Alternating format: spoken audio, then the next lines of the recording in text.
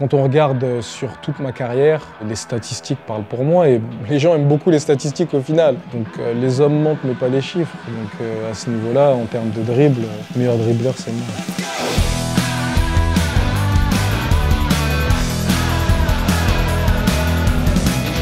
J'ai grandi à Châtenay-Malabry dans le 92.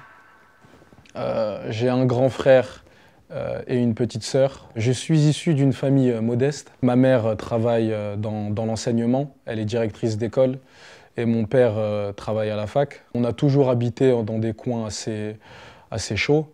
Bon, après, c'est la région parisienne, donc j'ai été confronté à pas mal de choses qui auraient pu me détourner de mes objectifs. Mais j'ai eu la chance d'avoir une mère qui a réussi à voir ça assez tôt et qui a tout fait pour me sortir de ces endroits-là.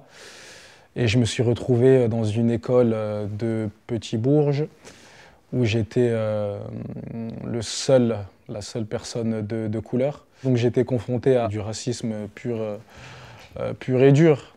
Donc ça m'a beaucoup aidé, les petites blagues quand tu passes au tableau qui font bien mal. Mais au final, ça m'a aidé parce que c'est ce qui fait de moi la personne que je suis aujourd'hui. Donc merci à tous les racistes, ça fait plaisir. Et j'ai eu la chance aussi d'avoir un frère qui était passionné de foot, ce qui a fait qu'à force de venir le voir jouer tous les jours, ça m'a donné envie en fait de taper le ballon. Et j'ai commencé à jouer. Et à force de jouer, on me voyait à tous les entraînements de mon frère toucher la balle.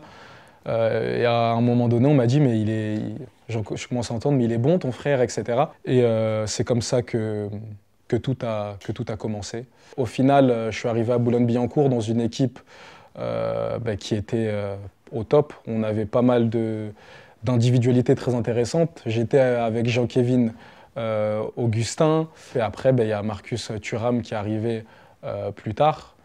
Donc c'est deux amis à moi, deux personnes que j'apprécie beaucoup. Donc j'ai vécu de très belles années à la CBB, à Boulogne-Billancourt. Donc les choses se sont très bien passées et j'ai eu la chance de passer des tests pour intégrer l'Académie Bernard Diomède. J'ai vraiment passé des bons moments là-bas et ça m'a aidé à me préparer à ce que ça pouvait être en fait un centre de formation. Et donc après ça, je suis rentré à Clairefontaine où j'ai pu voir un peu dans quel milieu j'avais mis les pieds, mais où j'ai eu la chance d'être vu par tous les plus gros clubs français, où après j'avais le choix d'aller un peu partout. Mais mes parents voulaient absolument que je signe à Saint-Étienne parce que pour eux, c'est un environnement qui était plus adapté pour ma progression et c'est un environnement où j'allais pouvoir signer professionnel plus rapidement. Au final, ils ont eu raison parce que j'ai signé mon contrat professionnel très tôt et ma formation, tout était très adapté. Et c'est ce qui était intéressant aussi de voir comment j'allais réussir à rebondir maintenant que j'avais conscience de tout ce qu'il y avait autour du football.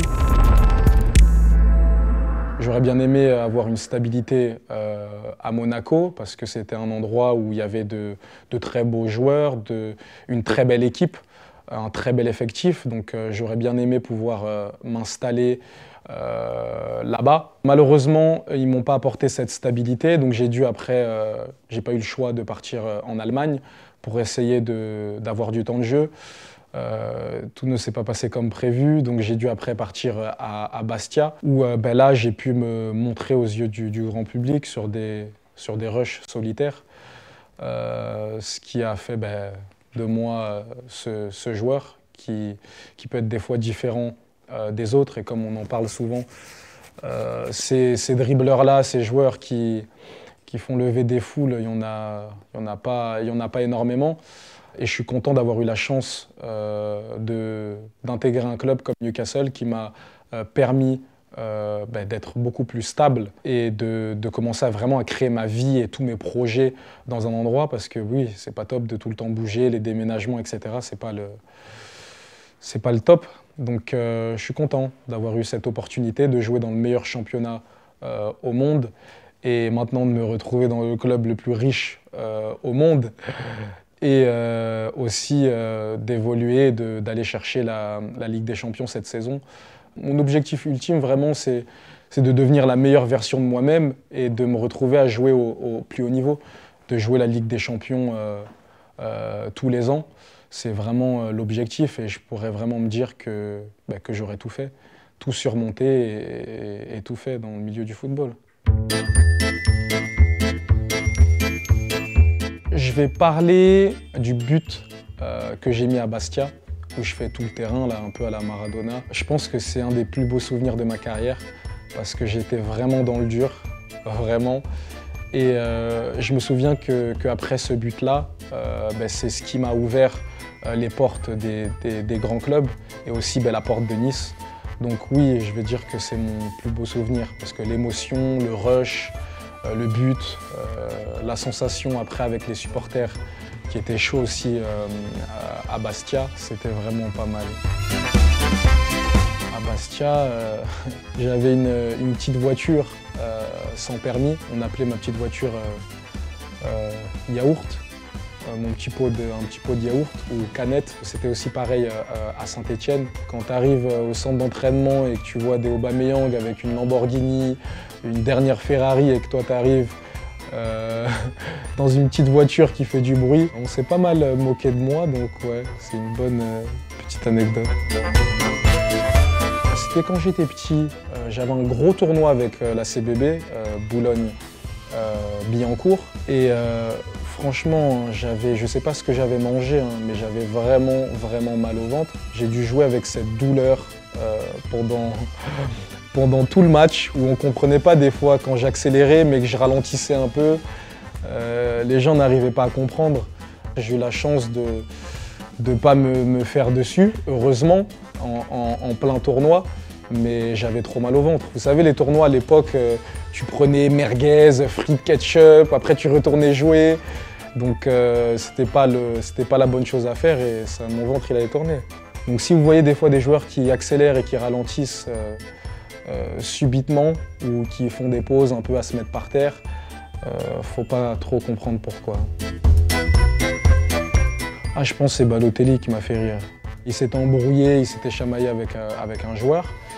Il avait cassé un œuf, il avait mis dans ses chaussures et il avait mis de la farine. Le joueur ne s'attendait pas du tout à ça, donc il était pressé en plus, il change, il fait sa douche rapidement, il met son short, t-shirt, etc. Vu qu'on a Nice et qu'il fait bon vivre. Et quand il met ses pieds dans ses chaussures, ça m'a fait rire sur le coup parce qu'il s'attendait pas à ça. Donc il y avait ce côté-là marrant, mais ce côté-là où forcément il avait le seum. Non, j'ai jamais eu de rumeur ou de... Ah si, peut-être, le plus gros mytho, ouais, c'est vrai. Si, j'en ai un. Le plus gros mytho, chose que les gens ne savent pas, mais on m'a déjà dit que en gros que j'avais plusieurs femmes. C'est très drôle. Ça m'a pas fait trop rire sur le coup, mais on a déjà essayé de me sortir cette bêtise. Je suis pas un joueur qui s'énerve habituellement sur le terrain, mais j'étais très énervé ce jour-là. C'était contre Tottenham, je crois que c'était Betancourt. Il avait mal parlé de ma mère, chose qu'il ne faut pas faire. Donc il y a eu une embrouille sur le terrain qui était un peu passée de partout en plus. Mais parce qu'il y a Joelinton qui est venu derrière et qui l'a jeté par terre. Donc ouais, on va dire que c'est la seule embrouille. Je vais choisir Steve Bruce pour la simple et bonne raison que je l'ai eu quand j'étais dans le dur. Et il a cru en moi le moment où il y avait plein de personnes qui ne croyaient pas en moi, tout simplement. Et c'est lui qui m'a donné la chance d'évoluer en Première Ligue. Et sans lui, je ne me serais jamais retrouvé dans cette situation aujourd'hui. Donc je vais dire Steve Bruce. Cette saison, c'est plus compliqué, mais j'aime beaucoup Son. C'est un joueur que j'aime beaucoup. Pied droit, pied gauche. Il est très complet. Tous les ans, c'est un client. Donc je vais dire que ouais, j'aime beaucoup Son. Après, pareil, meilleur joueur, c'est... Donc en vrai, ouais, je vais plus aller vers un Harry Kane. Richarlison. C'est un bon joueur, hein. Je ne vais pas du tout cracher sur ses qualités, hein. Ça serait pas honnête de ma part, mais j'ai l'impression qu'il pense vraiment que limite à être au niveau d'un Ronaldo au Brésil, chose qui n'est pas du tout. Donc oui, je vais peut-être dire Richarlison.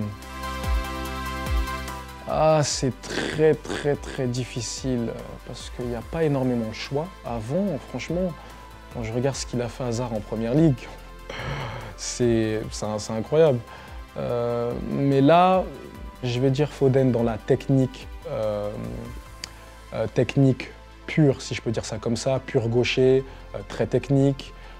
Très belle touche de balle, il garde toujours la balle et le ballon très près de lui. Et il n'est pas très rapide. Et j'ai beaucoup de respect pour les joueurs qui ne sont pas super rapides, mais que même en n'étant pas rapides, ils arrivent quand même à faire des trucs de fou. Et après, si je parle vraiment du dribble, sans me jeter des fleurs sur quoi que ce soit, le dribble pour moi, c'est moi. Numéro 1, je pense que je vais mettre Adama. Adama Traoré, pour moi, c'est rapide, c'est puissant. Et après moi, hein. Maguire.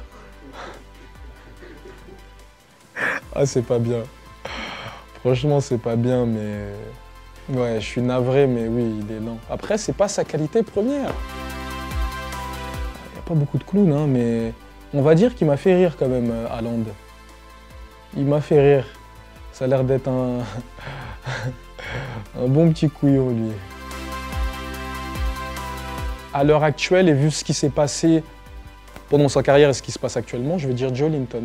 Parce qu'il a eu 2 années où tout le monde se moquait de lui, clairement, où il ne méritait pas du tout ça, par rapport à 40 millions, etc., où on a mis plein de trucs autour de lui. Alors que moi, je le voyais à l'entraînement, il a toujours été super fort. C'est juste que, comme ce que j'ai dit, c'est difficile, c'est pas facile. La Première Ligue, s'intégrer, en plus, c'est un Brésilien, donc il y a l'adaptation, etc. Et quand je vois ce qu'il fait maintenant, il sait tout faire, ce mec. Donc je vais dire Joelinton.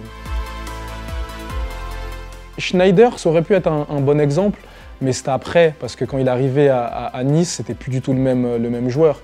Donc ouais, en vrai, je pourrais dire Schneider, mais j'ai beaucoup de respect pour ce qu'il a fait avant aussi, et le ballon d'or qu'il aurait pu ou dû avoir pour certains.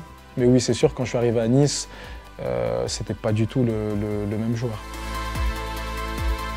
Dans ce qu'il arrive à faire avec le ballon, pied droit, pied gauche, c'est un grand mot, hein, dire qui m'impressionne, mais je trouve que c'est très fort ce qu'il fait. Donc c'est Ousmane Dembélé. Et après, si je dois parler dans sa rapidité, dans son efficacité et aussi des fois ses dribbles et ce qu'il va réussir à faire avec le ballon, c'est Kylian. Je suis parisien, donc j'ai toujours aimé Paris. Je n'aime que Dieu, donc j'ai pas vraiment d'idole. Mais on va dire que j'ai toujours beaucoup aimé Cristiano et Thierry Henry. Et j'étais passionné par la façon de dribbler de Robinho. Le fait qu'il soit très fin, la beauté de ses passements de jambes. Ce que je préfère dans le foot, c'est mes duels en 1 contre 1. J'adore. Cette sensation quand tu fixes ton défenseur, je souhaite à tout le monde un jour de ressentir toutes ces émotions. Les magouilles, tout ce qui pollue le football. C'est très intéressant parce que j'ai plusieurs devises, mais je vais faire une devise qui est un peu religieuse. Sans Dieu, je ne suis rien. Donc si j'ai Dieu avec moi, je ne vais pas avoir tout le monde contre moi. Et si je dois parler d'une autre devise qui n'est pas religieuse, c'est Lavingo. Ça vient de laveur, le mec qui nettoie ses défenseurs. On m'a toujours appelé comme ça. Le dribble. C'est difficile parce que même défensivement, maintenant, je commence à être un bon défenseur. Donc je vais dire mon point faible, mon jeu de tête. Je vais en dire 2, donc Lavingo, comme ce que j'expliquais avant, mais il y a aussi Melio, on m'appelle beaucoup Melio. Par rapport aux 7 Deadly Sins, c'est un manga. Celui que j'aime le plus, la virgule, et c'est à cause de Ronaldinho ça. La virgule, c'est un geste des ténèbres. Le petit pont, c'est vraiment aussi un sentiment d'impuissance. parce que ça passe entre tes jambes, mais c'est vraiment que tu n'as rien pu faire. Donc je pense à ce qui va se passer après le match, quand je vais regarder le petit pont encore, l'émotion ou le visage du joueur à qui je vais mettre ce petit pont. Ouh là là, ah ça m'énerve. Ça fait mal et ça m'énerve. Donc j'essaye d'en prendre le moins possible, mais oui, c'est sûr que je ne supporte pas ça. Même si des fois j'en parle, c'est très difficile de savoir que je suis vraiment à fond dans ma religion, parce que je suis chrétien. Donc comme à l'heure actuelle, je fais le carême pour les 40 jours où Jésus-Christ était dans le désert. C'est 40 jours de jeûne, donc normalement tu es censé prendre que du pain et de l'eau. C'est ce que j'essaye de faire, je mange très très tard. Malheureusement, je ne peux pas manger que du pain et boire de l'eau, parce qu'avec mon métier, c'est pas du tout adapté. Mais je commence à manger et boire qu'à partir de 18 h. Donc oui, on va dire que c'est ça, mon côté religieux, c'est quelque chose qu'on voit pas du tout et que je parle pas plus que ça, quoi, à part aujourd'hui. C'est très intéressant, je pense que j'aurais essayé d'être philosophe. Je lis beaucoup, j'aime beaucoup tout ce qui est Platon, Aristote, Socrate. C'est des personnes qui m'inspirent beaucoup. Donc j'aurais essayé de faire des études vraiment basées sur la philosophie. Je parle un peu, hein. Franchement, il y a des joueurs qui sont très très cultivés aussi, donc ça nous arrive, on parle beaucoup de religion, que ça soit chrétien, musulman ou athée. Il y a beaucoup de personnes qui croient en l'évolution, qui croient au Big Bang, tous ces trucs-là. Donc on a des conversations très profondes et très intéressantes. Après ma carrière, c'est une très bonne question, mais je vais vraiment me concentrer à fond sur ma communauté, sur mon projet Helios, donc mon application et tout ce qu'on arrive à faire à travers ce projet-là, que ce soit une salle de sport, des soccer. Il y a plein de choses que je veux mettre en place un peu partout dans le monde, donc je vais vraiment me concentrer sur ça. J'ai pu construire cette famille aussi, à créer pas mal de projets, à créer une application qui s'appelle Helios, que je vous invite tous à télécharger, qui est sur Apple Store, Android, toutes les plateformes, sachant que ça peut être une bonne opportunité pour vous de gagner de l'argent et de passer des bons moments très, très facilement, gratuitement.